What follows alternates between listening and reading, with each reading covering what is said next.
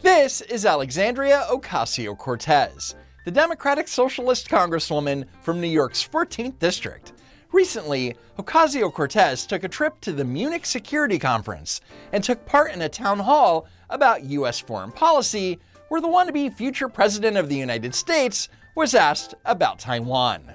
Would and should the U.S. actually commit U.S. troops to defend Taiwan if China were to move?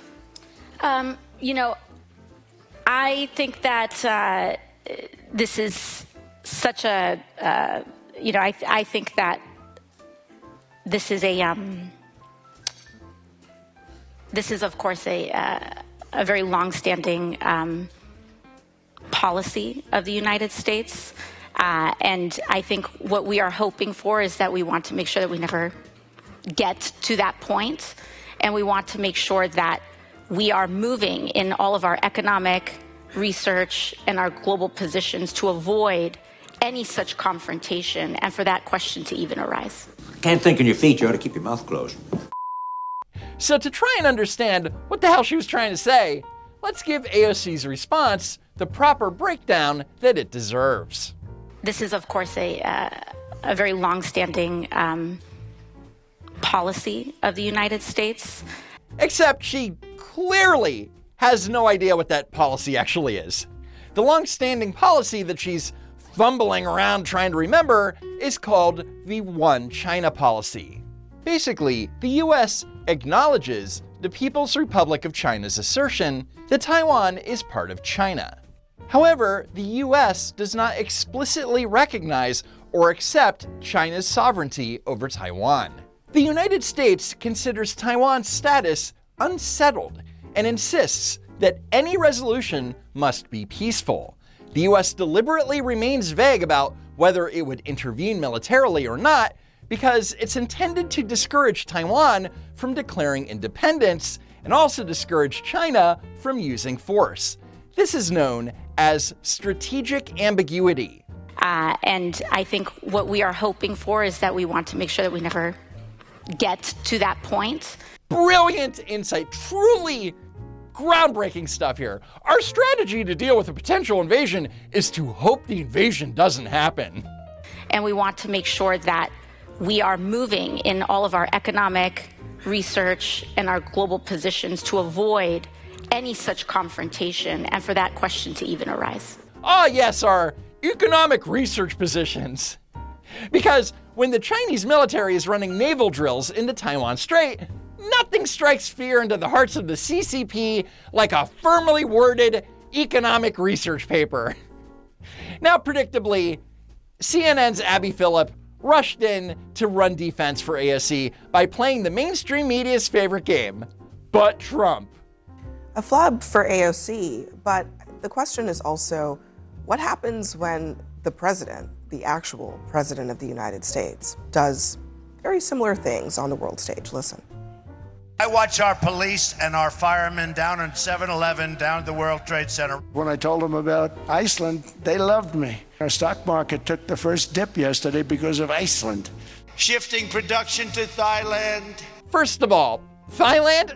That's objectively funny. And what's also funny is this graphic that says that Trump mixed up Thailand and Thailand as if Thailand is a real place. She was answering an impromptu question of something that she's not an expert in. And she's there making mistakes and learning from them. Here's a fun fact. Alexandria Ocasio-Cortez has a bachelor's degree from Boston University in international relations. The study of foreign policy. But Ana Navarro wants us to pretend that the sitting congresswoman with a literal degree in global affairs, she doesn't need to be a foreign policy expert. She's just a plucky intern learning on the job. So look, I'll give you that AOC probably should have been more ready for that question, but are we gonna really pretend that the actual president of the United States has not made similar or perhaps worse flubs on the global stage? Now, Trump getting a name wrong or mixing up a country here and there, it's not remotely similar to AOC's incoherent word salad about basic US foreign policy. Now, if CNN was fair and balanced, yeah, they would have played the following clip from May 2022. Are you willing to get involved militarily to defend Taiwan if it comes to that? Yes. You are. That's the commitment we made. Wrong. We have made no such commitment to put U.S. troops on the ground to defend Taiwan. And the White House had to walk this back and said that U.S. policy regarding Taiwan hadn't changed, and that Mr. Biden reiterated our commitment under the Taiwan Relations Act to provide Taiwan with the military means to defend itself. Now, under that act, Congress is committed to selling weapons to Taiwan for its self-defense, but the act doesn't specifically say whether or not the United States is militarily obliged to defend Taiwan in the event of an attack. But then, during a 60 Minutes interview 4 months later, Biden said it again. What should Chinese President Xi know about your commitment to Taiwan? Would U.S. forces defend the island? Yes, if in fact there was an unprecedented attack. After our interview, a White House official told us U.S. policy has not changed. Officially, the U.S. will not say whether American forces would defend Taiwan. So to be very clear, Biden said yes, the U.S. would defend Taiwan militarily, and the White House was like, what he meant to say was. And that's the strategy that many Democrats are taking when they're trying to defend AOC. I think what she's basically being asked here is if the U.S. should like engage in what may be tantamount to a war with the other biggest global superpower on Earth, and like that's not an easy question. Was asked. Yes, that's not an easy question to answer. Actually, Brian, it's an easy question to answer when the official U.S. policy for the last 45 years was literally designed to keep future presidential candidates from having to answer it. Yeah, she stammered in the beginning, and God knows that we've all stammered in the beginning of difficult questions. AOC gave a perfectly reasonable example, even if it wasn't as clean as we would have all hoped, a perfectly reasonable response, a diplomatic solution in the face of an administration right now that is doing the polar opposite and basically ushering in a new era of imperialism. A diplomatic solution? She didn't offer any solution. She just threw out a bunch of buzzwords until the timer ran out. And then as if to prove that she could dig the hole even deeper, she followed up her word salad about Taiwan with whatever the hell this is. I think what we identify is that in a rules-based order, hypocrisy is vulnerability. And so I think what we are seeking is a return to a rules-based order that eliminates the hypocrisies around when too often in the West we look the other way for inconvenient populations to act out these paradoxes. I don't even know what that means. Inconvenient populations acting out paradoxes. This is who the media considers to be an intellectual heavyweight. Sad, really. Also at the Munich Security Conference was Secretary of State Marco Rubio. Rubio emphasized that the US and Europe belong together, describing the US as a child of Europe, and made many cultural observations, including the following.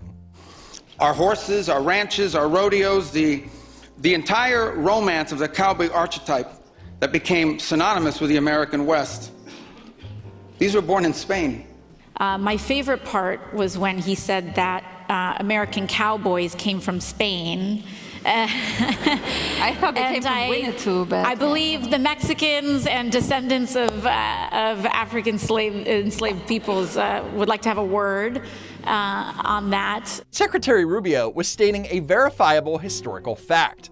Horses and cattle ranching techniques came from Spain. Hernan Cortez and the Spanish conquistadors brought the first horses to Mexico in the 16th century. Mexico was the first place on the North American mainland where horses were permanently established because the Spanish put them there. You don't know your history.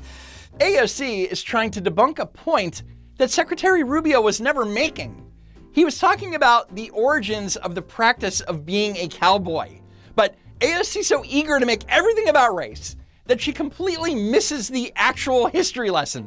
It's like someone pointing out that pizza was invented in Italy and AOC jumping in to scream, but actually, the delivery guy was from Senegal. You know, we look at what happened in Venezuela, for example. It is not a it is not a remark on who Maduro was as a leader. He canceled elections. He was an anti-democratic leader. That doesn't mean that we can kidnap a head of state and engage in acts of war just because the nation is below the equator. However, Venezuela isn't below the equator. It is, in fact, entirely north of the equator. It takes a very special kind of foreign policy expert to confidently critique an international military operation while completely botching the basic geography of the country involved. With that said, I think that Boston University owes a certain international relations graduate a massive refund. Anyway, that's it for now. Head on over to my super cool merch store at don'twalkrun.shop. Be sure that you're subscribed to the channel, and as always, thank you so much for tuning in, and I hope to see you next time, if there is next time.